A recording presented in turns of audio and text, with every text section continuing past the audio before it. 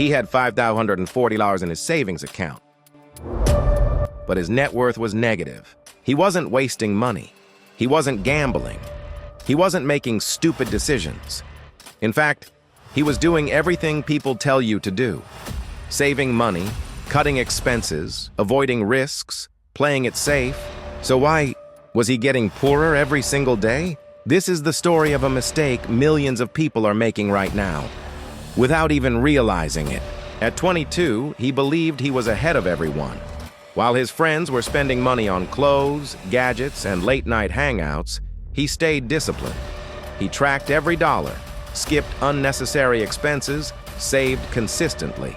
Every week, without fail, he transferred money into his savings account. And slowly, that number started growing. $500, about $200, $2,800, until one day he looked at his phone and saw $5,240 saved. For a moment, he felt proud, like he was finally doing something right, like he had control. But then something strange started happening. Even though his savings were going up, life didn't feel easier. Groceries felt more expensive. Rent kept increasing. Bills kept stacking. And no matter how careful he was, it felt like he was always catching up. Not moving forward, just surviving. So one night he decided to do something most people avoid. He calculated his real financial position, not just his savings, but everything. He opened his notes, added up what he had, and then subtracted what he owed. And that's when everything changed. His screen didn't show progress. It showed the truth. Net worth $200. He stared at it, confused. How is this possible? I've been saving money. I've been doing everything right. So why did it feel like he was losing? That's when it hit him. Saving money was the reason he was falling behind. Not spending, not debt, saving. Because no one told him the full story. Saving money feels safe. It feels smart. It feels responsible. But what he didn't understand was this.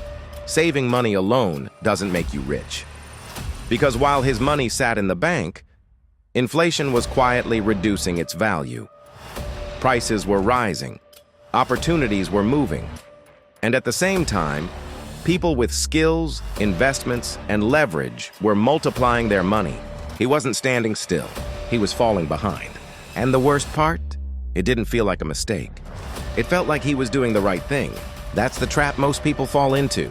They focus on protecting small money, while ignoring the chance to create big money. They obsess over saving $5, while missing opportunities to make $500. They cut expenses, but never increase income. They think being careful with money is the same as growing money. It's not. And once he understood that, everything changed.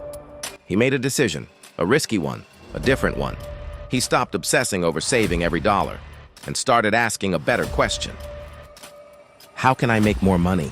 He started learning skills that people actually pay for. Not random information, not theory. Real, income-generating skills. He invested in himself, took uncomfortable steps, tried things that didn't work. At first, nothing changed. But he didn't stop. Weeks turned into months, and slowly, things started shifting. His income increased. His confidence grew. His opportunities expanded. He started seeing money differently. Not as something to protect, but something to multiply. And then one day, he looked at his account again. But this time, it wasn't just savings. It was income, assets, growth, real progress.